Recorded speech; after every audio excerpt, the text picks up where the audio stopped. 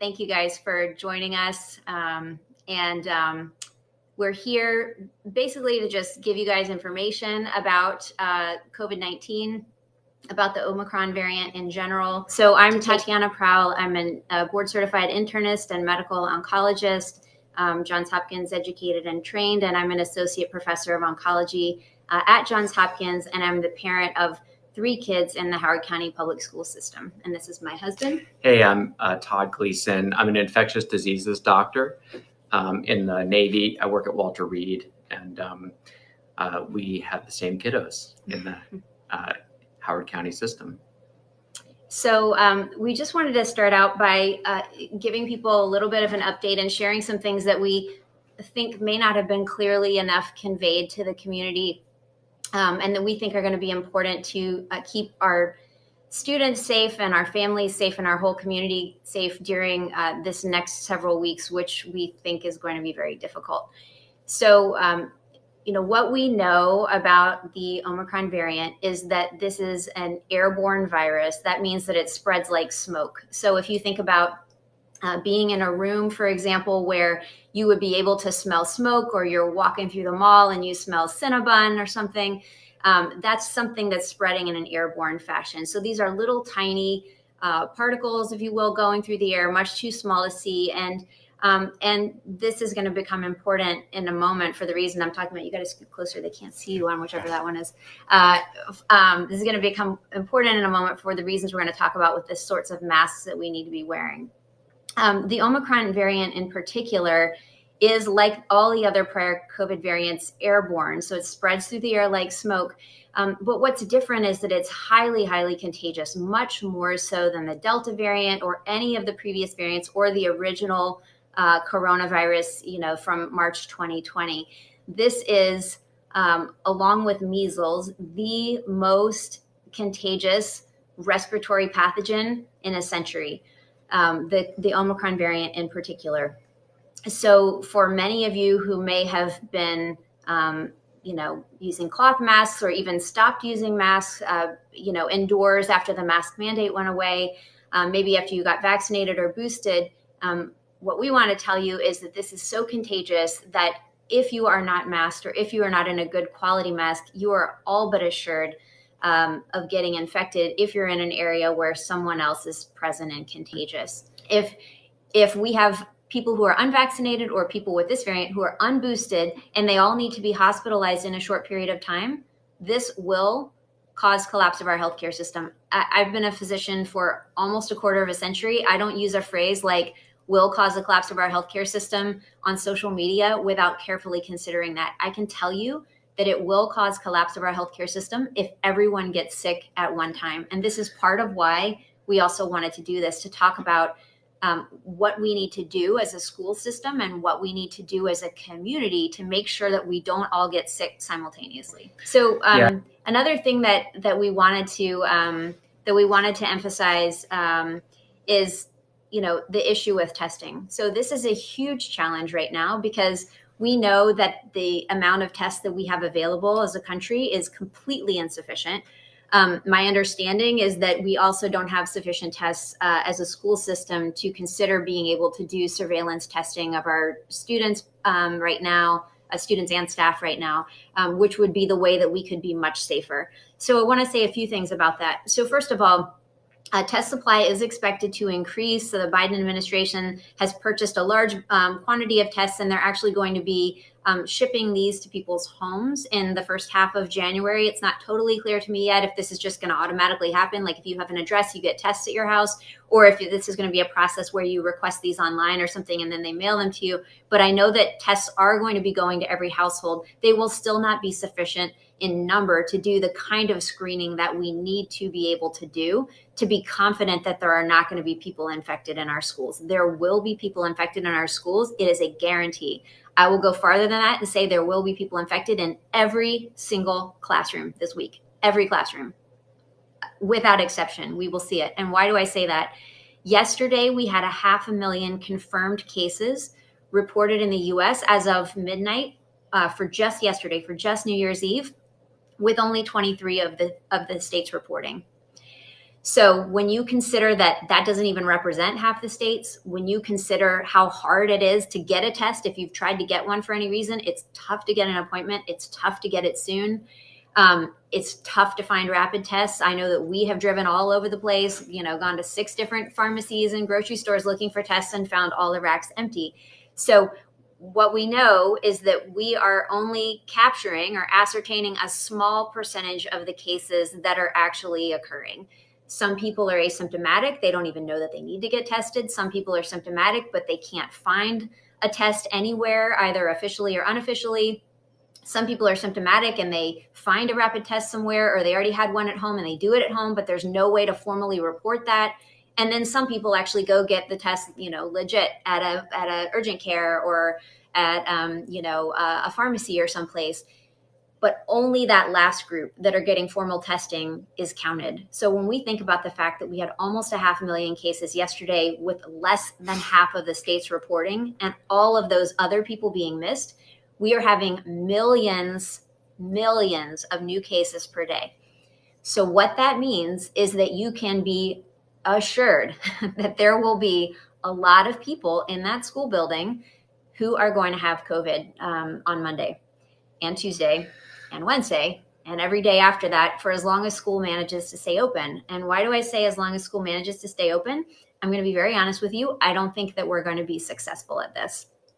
Even with all the things that I'm saying to do, I think that January is just going to be a hard month. And I feel like you have the right to know that. The problem that we have is that this virus is incredibly contagious. It spreads exponentially. So this is a good math thing. If any of your students are watching or you're going to talk to them after this, go Google. There's a great video online. Google exponential growth and M&Ms and watch this video. It's like 2 minutes long, but it basically just shows that if you have, 2 M&Ms and then they become 4 and so on and so on and so on, that you will rapidly get to a mind-boggling number of pieces of candy in a very short period of time, in a matter of days. So this particular variant is doubling in the population every 1.8 days. So if we say yesterday, conservatively, we had 2 million cases, we're not starting with 2 M&Ms, we're starting with 2 million cases just from yesterday, not considering the whole month before that. You can do that math for yourself and see that almost the whole population, if we do absolutely nothing to mitigate it, almost the whole population is going to be infected probably in January. So whenever I say this, somebody predictably and appropriately says, well, if we're all going to get it, shouldn't we just all get it and be done? And the problem is this, just like Todd said, when you have a small percentage of people, and it is small, it's been small for all of COVID, to be clear. If you have a small percentage of people getting sick, really sick, but that small percentage is a small percentage of 331 million, which is how many people we have in the US, or 330,000, which is how many we have in Howard County. That's a lot of people to get sick all at once. That's a lot of people who need to go to urgent care or the ER. That's a lot of people who need to be hospitalized. That's a lot of people who need to be put on a ventilator. And unfortunately, that's a lot of people who end up dying. Even a small percent of a huge number is a huge number. So this is the real critical concern of this moment, is how are we going to keep everybody from getting sick all at once, which will overwhelm our healthcare systems. We've already seen this in DC. So a couple of days ago, what we saw in DC was that some ambulances waited as long as 8 hours to drop patients off at the hospital. That is, of course, horrifying if you've ever called 911. But if you think about the upstream effect of that, so what happens? Now this patient, this poor person is sitting in their ambulance. They can't get in because the hospital is too full. Everybody who's calling 911 after that is going to be waiting longer and longer for anyone even to show up, let alone to transport them, let alone to actually be able to be in front of a healthcare worker getting the care that they need. So having everybody get sick all at once is going to be, from a healthcare system standpoint alone, a calamity, period. It's going to be catastrophic. The additional issue is this. We know that it's not just about healthcare. I think that healthcare workers, that tends to be our focus, right? Is we don't want everybody getting sick all at once. We don't want our hospitals overwhelmed. We don't want unsafe conditions in our hospitals. We know that we've lost 20% of our clinician workforce since March 2020. 1 in 5 of our colleagues have quit medicine because this has just been too much and they needed to be home taking care of their families, or they were just exhausted or burned out, or whatever the case may be. 1 in 5 have quit, and 1 in 3 say that they plan to quit in the next year. So the problem I think that we have is not just this impact on the hospitals this minute, but this impact on our healthcare even going forward. The more proximal problem that we have, though, is that it's not just going to be students getting sick. It's going to be everybody that's necessary for school systems and society to function. So you probably realize that it's not normal that we had 7,000 US flights canceled on Christmas weekend due to Omicron. We had about 1,200 canceled yesterday.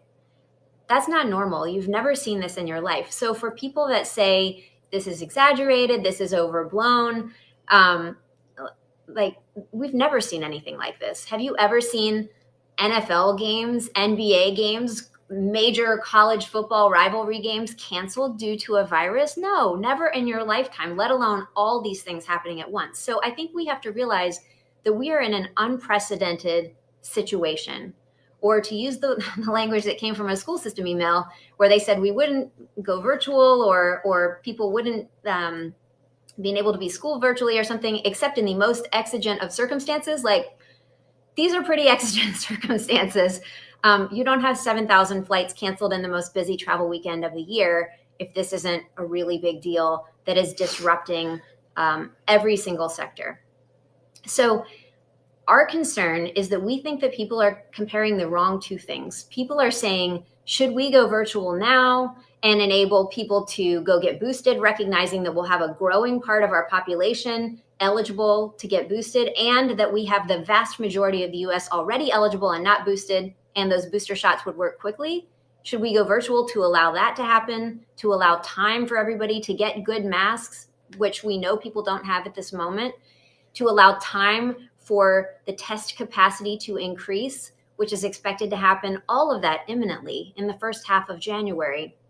Should we go virtual, or should we just go? And I think that that's the wrong comparison, because when we say, should we just go, that assumes that we're just making a choice to go and it's going to work out. I don't think it's going to work out.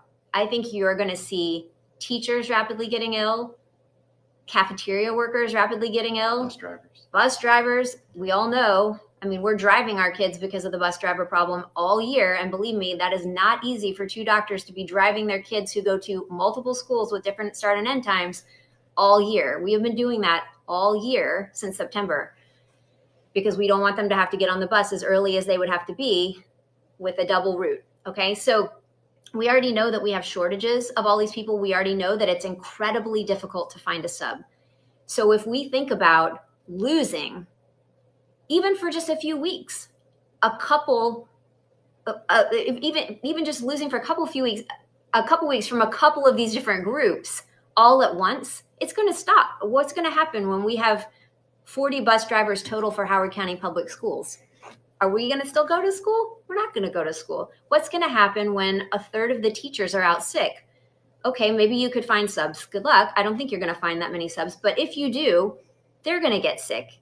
And importantly, all the students are also going to get sick because they're going to be unmasked together at lunch. And that is going to be a daily super spreader event.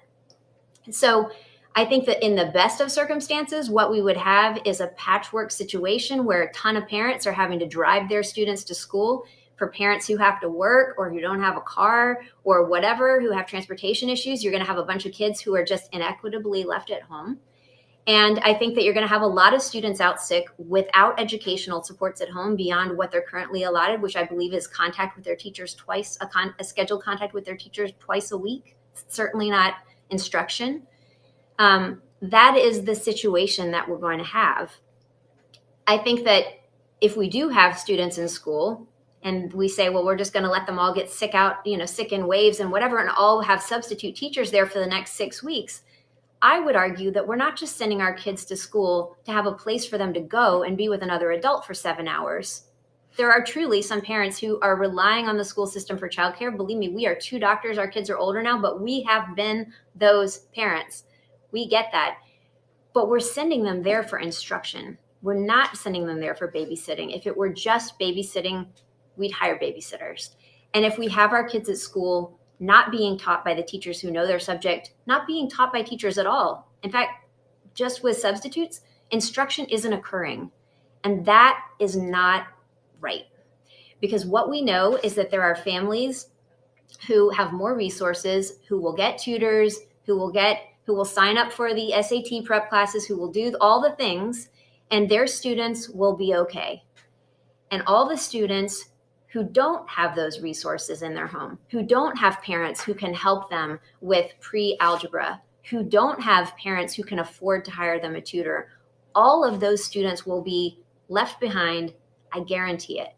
I guarantee it. And the disruption that is going to occur from having waves of students, bus drivers, cafeteria workers, teachers, administrators out, as not to mention the students out, is going to create a long period of disruption.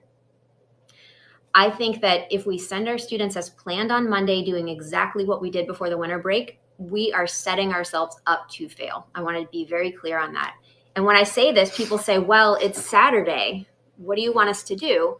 And I'll be very clear here. I appreciate that teachers and administrators and the Board of Education have had an incredibly hard job to do. And I commend you for doing it. You have had to respond to this on no warning, get everybody devices, figure out internet access, figure out what you were going to do for the kids who still needed in-person supports, figure out how you were going to get lunches. You have overcome extraordinary challenges. However, we have not planned appropriately for this situation. And this is a situation that, frankly, we needed to plan appropriately for a year ago, because this virus has been known to be airborne for a year. And we just had a variant that was not sufficiently contagious or didn't escape our vaccine protection as well as this one does. And now we have this variant. And this variant is basically like a pop quiz, except it's the highest stakes pop quiz ever. So when people say it's Saturday, what do you expect us to do? I say, I'm sorry that you didn't prepare all year for your final exam, but you better figure out a way to make this happen. So I think that it's a lot to think about. Is there a way to do everything that needs to be done to make schools safe by Monday? I personally think it's not possible. I'm just going to be very honest with you. I think that if we had a couple of weeks of planned either delayed return to school or virtual learning, that it would enable us to do a bunch of things that would make school safer. What would those be? That would be getting everybody who is and will soon be eligible to get boosted. They'll have protection within 7 days, and they'll have full protection within 14 days. That's something that could be done next week. For everybody who's 16 and older, that's something that could be done today. So that would be one thing we could do. We could ensure that every single student and staff member has a high quality mask in their hand. These are not that expensive. They're $1 each. I'll buy them for my high school. Okay. I think that this is an investment that our school system should make. I know that the governor has specifically allocated funds to schools for COVID. I would suggest that spending the money on this is something that could be done and should be done so that every student walking into school who doesn't already have a high quality mask on their face is handed a couple and at minimum one mask to have in their hand on the day that they go back to school. I think that we could get more rapid tests, which we know are coming anyway in early January, which would enable us to at least periodically be testing students and staff and excluding from the building to the extent that we can people who are sick and who are going to be spreading the virus to hundreds of other students. And we could make a plan for lunch. So the plan for lunch, I think, is critical. I'm talking entirely too much because I think he's looking something up to tell you guys. But the plan for lunch, in my opinion, is the one thing that makes this almost impossible as it's currently proposed. Do you want to be on the screen? Almost impossible as it's currently proposed. So the problem is this. we have seen, I can tell you this has happened even with my own physician colleagues who were fully vaccinated, who were boosted, and many of them even took a rapid test before an event. We had this happen with multiple holiday parties, and there have been multiple stories like this in the news as well, where those people gathered. One person in some of those gatherings was asymptomatically infected, and their viral load was still too low. They were still too early in the course of their illness or too late in the course of their illness for a rapid test to detect them. The attack rate in that case, which means the percentage of people in the room who will end up getting infected if there's one contagious person in there, the attack rate in those cases has been 80% or higher in most, and in some cases 100%, meaning almost everybody in the room is going to get infected. The other thing we know is that this COVID variant, the Omicron variant, can stay suspended in air. Remember, I told you it's like smoke. It can stay suspended in air for 4 hours. So what does that mean? That means if you are a D lunch and somebody was in there for A lunch or B lunch who had COVID unmasked for a half an hour eating, that virus is still in the room. So if that room is not well ventilated and not well filtered, the people in that room after them are going to inhale the virus.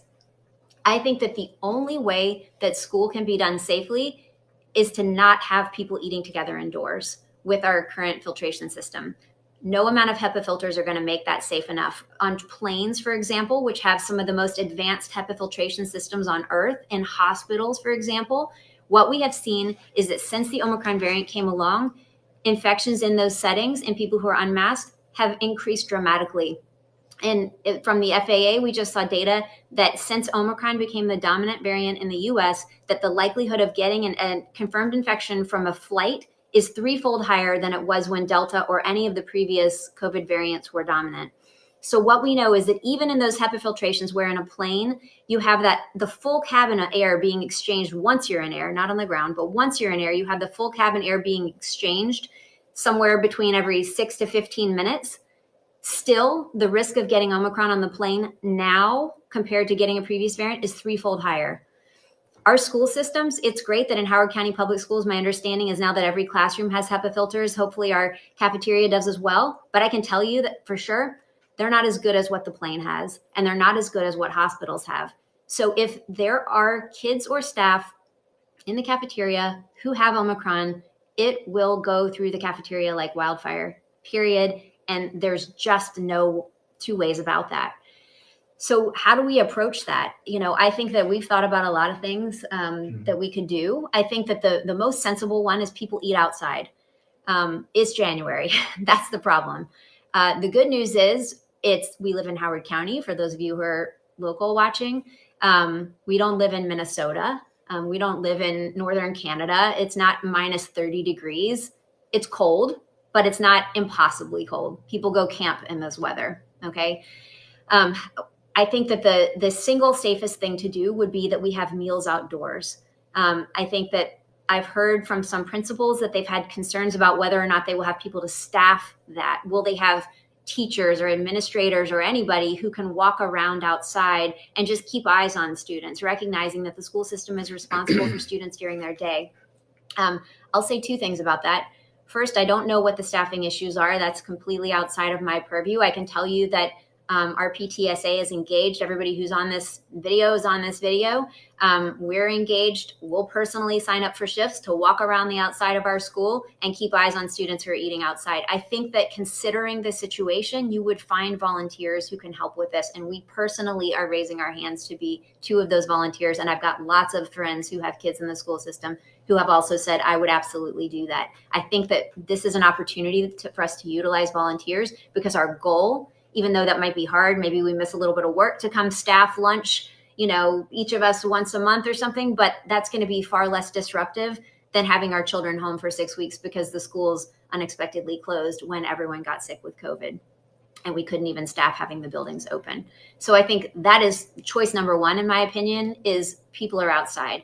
And another reason that I say I think it would be valuable to either delay our reopening or to do virtual for a few weeks is to give us an opportunity to prep for that, to figure out what is needed. Do we need volunteers or do we have sufficient staff? Is that different from school to school? Where's the sign up? Who's going to sign up for the shifts? Let's get out there and have the Google form where people can say what shift they're going to cover. Let's get our PTAs involved in that process of helping to identify volunteers. What will we do when there's inclement weather? Do we need to have some sort of tent or covering, or how will we handle that situation? Because it will arise. It's January. If the weather's really inclement, presumably we'll be closed. But what if it's just cold and raining and 35 degrees? How are we going to approach that? I don't think that that's something that any of us can decide and like stand up the plan, whatever the plan is. We can't do that in 2 minutes. We can't do that in 2 days. It's going to take a lot of people thinking about this, and we volunteer to be among those people. I think that the second best choice, if we are unable to have meals outside and snack, by the way, for schools that have little people who are more likely to be unvaccinated and who frequently have snack in the room, I think if we cannot do that, or we cannot do that at every school for some level, or we cannot do that school-wide, then we need to think about how can we improve the ventilation and the filtration in the places that people eat. So the obvious way to do this is open the door, right? Physics is on your side here. Hot air is going to rush out, cold air is going to rush in. And you're going to have air exchange. And does that mean that there won't be virus in the room? No, but it means there will be a lower concentration of virus. So for somebody who is vaccinated, and we hope after this, session boosted, maybe that's enough to keep them from getting infected. Or maybe that's enough to result in fewer infections. Okay, so just creating airflow. And again, I think this is something where you have to prep for this. You've got to be able to get the word out to students and families and be confident they've received it, that like, hey, we know you guys love wearing shorts all winter and nobody uses their lockers, but you might actually need to get lockers assigned this year. And you might actually need to bring a coat or wear 2 sweatshirts or bring a hat or whatever the case may be, because it's going to be cold if you do that, right? It's going to be cold, and we have to be prepared for that. And so I think we want to make sure that we've got students and families having the supplies they need. If people need coats or whatever, then we refer them to places that they can go and get a winter coat, get a hat, get something warm, but prepare so that it's feasible to actually have those doors open. And then the third thing is devices that improve filtration. So there's something called a Corsi-Rosenthal box. So that's named for 2 different aerosol scientists that created this. And these are basically a $20 20 by 20 box fan, like you can get at Home Depot or Lowe's or Amazon or anywhere like that. And then MERV 13 filters of the same size and some cardboard. And you basically make a cube, and it's pulling the room air into that, and it's filtering it, and the filtered air goes back out. These have actually been tested. I can post a news article, on the page after we finish this. But these have been tested, and they actually remove 90% of circulating virus from the air. So I had mentioned this, I know, to some of our own school staff, and they, I think, passed this on and were told, we don't need that. The HEPA filters we have are better than that. And I want to be clear, I'm not talking about replacing the HEPA filters. The HEPA filters are unquestionably better than that. The problem is we don't have enough HEPA filters to adequately filter our cafeteria so that no outbreaks are going to occur, period. We don't. Because like I said, even in planes, which have the world's most advanced filtration systems, we're still seeing outbreaks, right? And those are smaller spaces that you need to filter. So these boxes are easy to build. They're simple to build. There are YouTube videos. You can watch them online. Like I said, they've been tested by aerosol scientists. Actually, a lot of colleges are using these right now in their classrooms to stay open. They filter 90% of the virus from the air. You can build one for $40 or less. And if you had a few of those in every cafeteria, which they can be built in 15 minutes. Literally, if you can wrap a Christmas present, you can build one of these. You could need like tape, the filters, the box fan, and some cardboard. It's not hard to do. It could even be a project that our National Honor Societies or our PTAs or whatever do with families in the parking lot. It could be a community building thing during this brief period of time that I'm proposing that we consider being virtual in early January. If you deploy those in cafeterias and you open the doors, it is going to be still not as good as being outdoors, but 1,000 times safer than just going in and having lunch the way we always have lunch. All right, I've talked way too much. My husband's been reviewing all the questions that everyone's sending, so I'm going to let him do all the talking now. So for a long time, we'll be over here. That's awesome. That's totally awesome. I think there are a lot. I think we can all see what's in the chat, right? And so I think there's a lot of discussion about why aren't going virtual now? Why not? And what is the criteria to go virtual? Why isn't the Board of Ed? Why isn't the superintendent? And so we're not, we don't represent them, right? But we have discussed this opinion that a strategic pause of a period of time, like 2 weeks now, right now, would be excellent to allow vaccination of our booster shots for the 12 to 15 population, and to make sure that all of our 16, 17-year-olds are also boosted, make sure everyone has gotten that third shot if we can do that. And that would be amazing as well, to get masked up appropriately and to allow time for testing.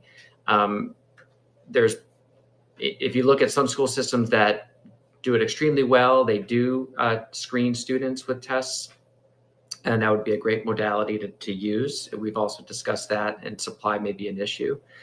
But I guess the other thing too is, some of you were saying, the decision makers are not watching this, or they're not in the room. They've certainly heard all of this, and I think the general shared value in this group watching is that we value in-person instruction, but not to the detriment of the health of our students or our parents or all the folks that work to be the guarantors of that student experience. And so we feel like this pause would be good for actually successful in-person instruction, to get the greatest amount of it this year, as opposed to just going, damn the torpedoes straight ahead.